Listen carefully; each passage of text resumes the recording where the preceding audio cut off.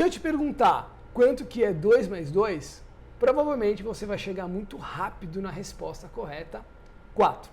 Agora, se eu te perguntar quanto que é 37 mais 46, sem olhar em nenhum lugar, provavelmente você ainda não chegou na resposta, tão rápido que nem a primeira, que é 83. A forma que o cérebro utilizou para chegar na primeira resposta e para chegar na segunda funciona de maneira diferente. A primeira forma é que ela é responsável pela criação de vieses comportamentais, que apesar de muito bons para o dia a dia, para a tomada de decisão no dia a dia, ela pode ser extremamente prejudicial em algumas situações para o investidor. O tema de hoje é justamente esse: o que é ou o que são vieses comportamentais, quais são os principais vieses inimigos do investidor e o que você deve fazer para evitá-los. Eu sou Walter Moreira Neto, fundador do Overclub Family Office.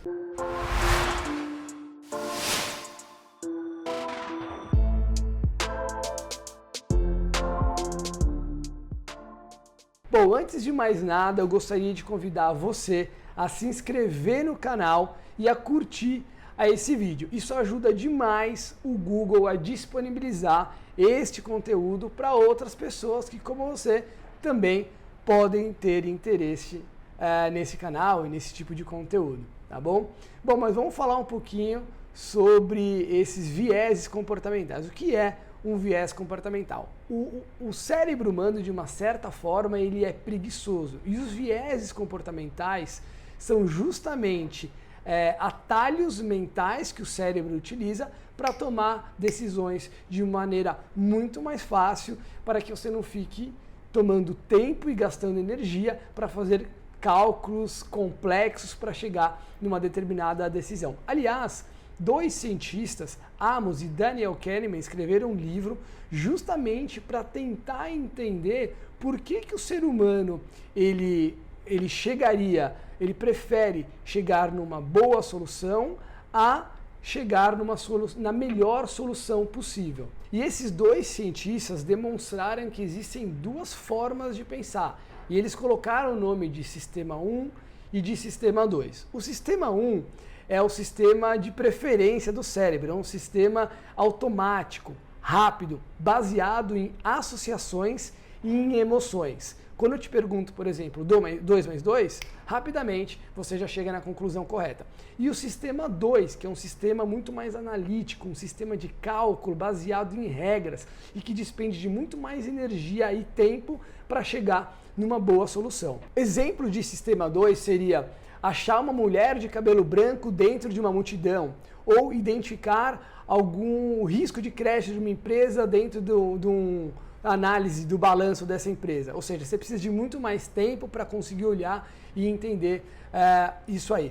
Normalmente, para você chegar em uma informação correta, você deveria utilizar o sistema 2, que é muito mais confiável. Você para um tempo, analisa para chegar numa resposta correta. Mas o interessante é que 90% das decisões que os seres humanos tomam é baseado no sistema 1, que é muito mais reativo e, como a gente viu, associado a associações e a emoções, de uma forma automática. E por que os seres humanos criaram esses atalhos mentais? Bom, isso vem lá da pré-história.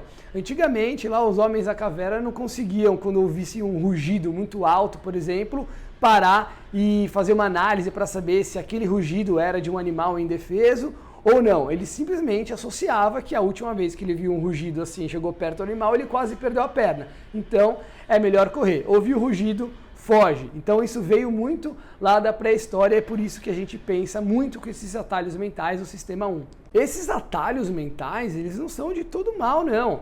Aliás, é importante você ter. Se a sua casa começa a pegar fogo, você pega e corre. Ou seja, eles servem para muitas coisas e no dia a dia facilitam muito a tomada de decisão. Ninguém vai ficar pensando o tempo inteiro como que vai tomar uma decisão, se vai virar para a direita, se vai virar para a esquerda. É importante que a gente tome decisões mais rápidas no dia a dia e economize um pouco dessa energia, lembrando que o nosso cérebro é preguiçoso. Mas o problema vem de quando nós somos reativos demais, e é aí que começa a morar o perigo. E esses atalhos mentais, eles criam o que nós chamamos de vieses comportamentais, que são alguns vieses específicos que a gente consegue entender e catalogar eles e entender que eles estão em alguns momentos presentes nas decisões que nós tomamos. Então eu vou colocar abaixo aqui agora alguns desses vieses que existem e como que a gente pode fazer para evitar. Então o primeiro viés que eu vou colocar aqui é o viés da disponibilidade. O que é o viés da disponibilidade? Ele diz que quanto maior a probabilidade de você lembrar, quanto mais fácil é você lembrar de um determinado evento, maior seria a probabilidade daquele evento acontecer. Por exemplo, imagine que ontem teve um grande acidente aéreo que foi amplamente divulgado na mídia. Se te perguntassem se você se sente confortável em viajar em um avião exatamente da mesma marca, modelo e companhia que teve esse acidente aéreo ontem, provavelmente você diria que você se sentiria inseguro e não gostaria de fazer essa viagem nesse avião, afinal é super perigoso.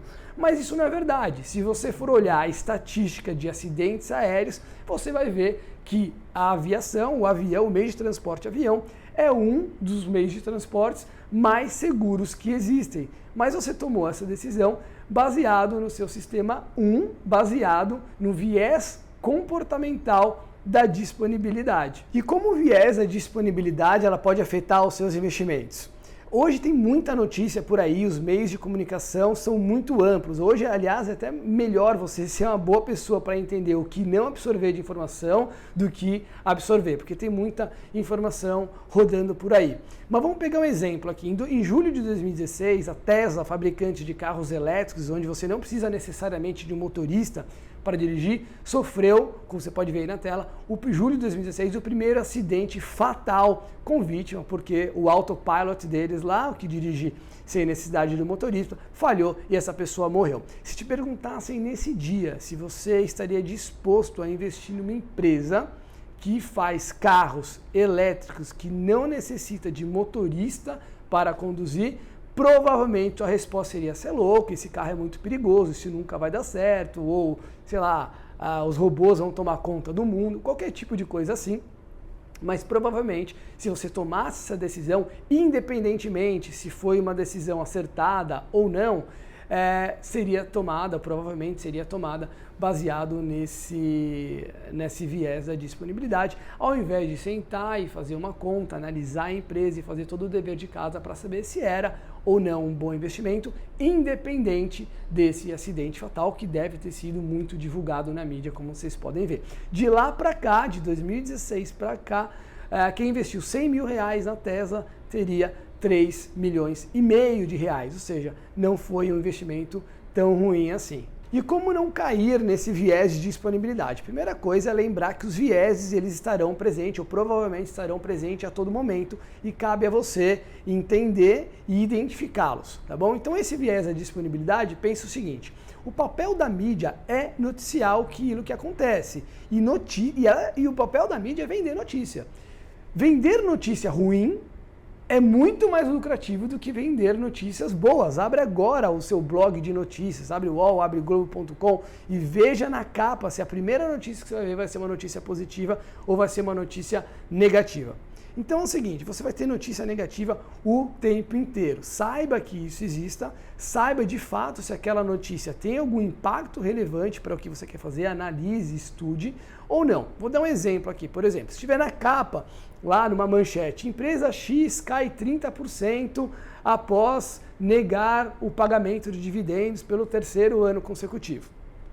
Talvez essas ações tenham caído 30%, mas isso não quer dizer nada. Se você fizer uma análise, talvez essas ações, a empresa seja extremamente lucrativa e essa empresa simplesmente está retendo lucro para reinvestir no próprio negócio, que vai se transformar num retorno para o acionista muito melhor lá na frente. Então é muito importante entender onde você está, entender o que você está lendo de notícia para saber se de fato aquilo você está caindo lá naquele viés da disponibilidade, se está vendo aquilo lá, opa, então a probabilidade daquele evento acontecer é muito maior, justamente porque eu estou lendo aqui, está sendo noticiado o tempo inteiro.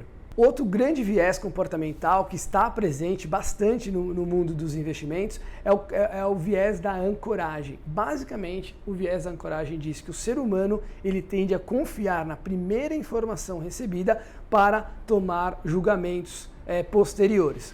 Um exemplo, se eu te perguntar agora se você imagina que a população da Tailândia é maior ou menor do que 5 milhões, o que você me diria? E se eu te perguntasse logo em seguida quanto que você estima que seja a população da Tailândia? Provavelmente você vai falar algum número próximo desses 5 milhões, que foi justamente a âncora que eu criei. Só que essa âncora foi baseada simplesmente em nada, porque a população da Tailândia, ela gira em torno de 70 milhões. Então, normalmente, as pessoas pegam essa primeira informação como uma âncora e, a partir dela, elas conseguem colocar o número próximo a isso. E esse tipo de ancoragem, esse tipo de viés, ele está bastante presente no mercado financeiro, nos seus investimentos. Um outro exemplo de ancoragem estamos aqui em 2022, anos de Copa do Mundo, e vamos supor que você precisa de uma televisão para assistir aos jogos. Você vai, entra na loja e vê lá na vitrine uma televisão de uma marca boa, com uma imagem, com uma qualidade bem interessante, que custa lá, vamos supor, R$ 2.500. Essa é a única referência que você tem, se você não for uma pessoa que conhece bem sobre televisões. Vamos supor que o vendedor dessa loja vire para você e fale, olha, justamente hoje nós estamos com uma promoção para a Copa do Mundo de R$ 2.500. Essa televisão hoje está custando R$ 2.000. Parece ser um excelente negócio, porque a única referência que nós temos era o preço de R$ 2.500. R$ 500 de desconto me parece um ótimo negócio, mas não necessariamente é. Pode até ser um ótimo negócio. Talvez realmente aquela televisão custando R$ 2.000 possa ser um bom negócio. Mas você não fez a conta e a análise correta para saber se aquela televisão é realmente boa. Simplesmente o processo decisório baseou, para falar se é um bom negócio ou não, e nesse caso seria um bom negócio, a ancoragem em R$ 2.500. Isso aconteceu justamente agora comigo. Eu fui viajar, acabei de voltar da minha lua de mel. E tinha o vendedor, a gente estava lá no souk e o vendedor queria vender uma determinada coisa lá pra gente, uma pashmina, por 1.500 dirhams, que é a moeda local lá do Emirados Árabes. Por sorte, eu tinha feito um guia, um turco, um guia que me falou que o custo de uma pashmina legal deveria ser menos de 200, por volta de 150. Então eu consegui negociar e de 1.500 a gente reduziu o preço para 150 quando a gente fechou o negócio. Mas muito comum seria, então bons vendedores também utilizam dessa técnica da ancoragem para conseguir vender um preço mais coerente para aqueles que precisam. Isso está também muito, eu vou falar agora como que está presente na parte dos investimentos. Quem é um pouco mais velhinho aqui deve lembrar das empresas do Eike Batiste, muito também deve lembrar da OGX, que era a empresa petrolífica dele, que hoje não vale mais nada. Bom, teve esse relatório naquela ocasião do Bradesco dizendo que aquelas ações, né, a OGX tinha encontrado um novo posto de petróleo e que ela iria bater a upside, né, o preço, o target de preço seria 26,50. 26,50 nesse caso seria a ancoragem. Então muitas pessoas, quando estava lá rondando na casa dos 23, esperavam que realmente se você tinha as ações, você iria vender, esperar pelo menos até os 26,50 para poder vender, se você utilizasse esse critério da ancoragem,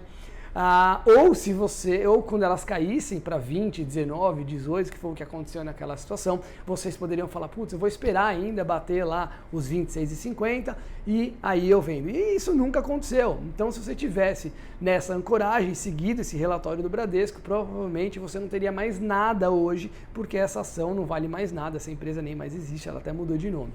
E como é que você faz para não cair nesse viés da ancoragem? Primeiramente, saiba o motivo pelo qual você fez aquele investimento, ou pelo menos contrate alguém que saiba o motivo pelo qual você fez esse investimento. E por que eu digo isso? Porque preço é muito diferente de valor. O preço de tela, o preço de negociação dos ativos financeiros, às vezes ou por alguns momentos não tem nada a ver com o valor daquele investimento. por alguns momentos você pode ter um preço de uma ação muito desvalorizado, enquanto que um valor permanece intacto daquele investimento. Então, é muito importante você saber o porquê que você investiu para não se assustar e não ter como âncora um determinado valor, para saber se você vende ou para saber se você compra. Então, uma determinada ação, ela simplesmente pode ter caído de preço porque tem mais gente vendendo ou saiu alguma notícia ruim dela, mas que no longo prazo é uma empresa promissora que pode te gerar lucros. Anote do lado da sua planilha de investimentos, né? Se você não tem, é importante que você tenha uma para poder controlar os seus investimentos, o motivo pelo qual você investiu naquela ação, o motivo pelo qual você fez aquele investimento. E volte nessa anotação sempre que você tiver alguma dúvida, principalmente quando o preço daquela ação cair bastante. Você volta a ler o motivo, se for o caso, você volta e roda de novo a sua análise, para saber se você mantém ou vende, mas não venda ou compre um determinado investimento simplesmente porque caiu. E aí você consegue evitar esse viés da ancoragem. Um outro viés comportamental bastante presente no mundo dos investimentos é o viés do custo afundado. Eu basicamente gosto bastante desse viés porque ele está presente em quase todos os momentos. Viés do custo afundado basicamente é a tendência daquele investidor, por exemplo, já que ele disponibilizou muito tempo ou muito dinheiro, ser extremamente resistente a abandonar aquela ideia. A gente costuma dizer que é o modo já que eu estou há 2 anos investindo nessa mesma empresa, eu não posso abandoná-la agora, mesmo se todas as outras informações digam o contrário, que aquela empresa não é mais tão boa quanto antigamente. Isso vale para a vida também. Já que eu estou casado há 20 anos, mesmo que as coisas não estejam boas mais, já que eu estou casado há 20 anos, eu vou permanecer nesse relacionamento. Ou seja, tudo que você investiu, tempo ou dinheiro, e as pessoas acabam se tornando extremamente resistentes para largar essa ideia. Isso pode ser extremamente prejudicial para os investidores, justamente porque a gente, aliás, acaba associando normalmente o viés do custo afundado, ele está associado bastante, ele vem muito junto com outro viés que eu vou falar daqui a pouquinho, que é o viés da confirmação. Mas o viés do custo afundado é, já que eu tenho relacionamento com esse banco durante tanto tempo, será que faz sentido eu pensar em uma outra forma de lidar com o meu patrimônio? E às vezes a forma de você lidar com o patrimônio, seja procurando um multifamily office, seja estudando e você fazendo você mesmo a gestão do seu patrimônio, que pode e provavelmente será muito melhor do que você continuar no banco, você tende a não fazer nada porque você já está lá há muito tempo, você já dedicou muito tempo para essa relação. Então isso pode comprometer bastante do que você faz com relação da administração que você faz do seu patrimônio. Um outro viés, que nem eu disse, que está muito presente, é o viés da confirmação. Basicamente, o viés da confirmação, ele tende a absorver, a lembrar e dar mais peso para as informações que confirmam o seu ponto de vista em detrimento de outras informações que vão completamente em desacordo com o raciocínio que você tenha. É muito utilizado, por exemplo, para discussões políticas. Então, aquelas pessoas fanáticas por um determinado partido político, por algum político, normalmente tentam absorver e só ler aquelas informações que vão de acordo com aquilo que pensa. E, normalmente, né, esse é o viés da confirmação, dar um peso muito mais relevante para as informações que vão em linha com o pensamento daquela pessoa. Então, se aquele determinado político ou partido político que aquela pessoa gosta de votar, enfim, faz um monte de coisa errada, mas faz uma ou outra coisa boa, essa pessoa vai tentar sempre olhar as coisas boas, mesmo que muito pouco relevantes comparado com toda coisa ruim que esses partidos políticos fazem. Como eu disse, normalmente o custo afundado vem junto com o viés da confirmação. Repara, se você num determinado investimento começa a procurar, se você está lá, dedicou muito tempo, despendeu muito tempo, muito dinheiro naquele investimento, procura ver se você não está tendo algum tipo de viés da confirmação também, se você não está procurando somente notícias boas para permanecer naquele investimento ou para justificar a sua decisão, já que você despendeu tanto tempo. E você, imagina que toma decisões de uma maneira muito mais emocional, automática no sistema 1 e muito mais reativa, ou você para, pensa e tenta tomar uma decisão muito mais acertada? Será que as decisões que você toma não são decorrentes de vieses comportamentais para que você consiga pelo menos justificar de uma maneira sensata as decisões que você toma?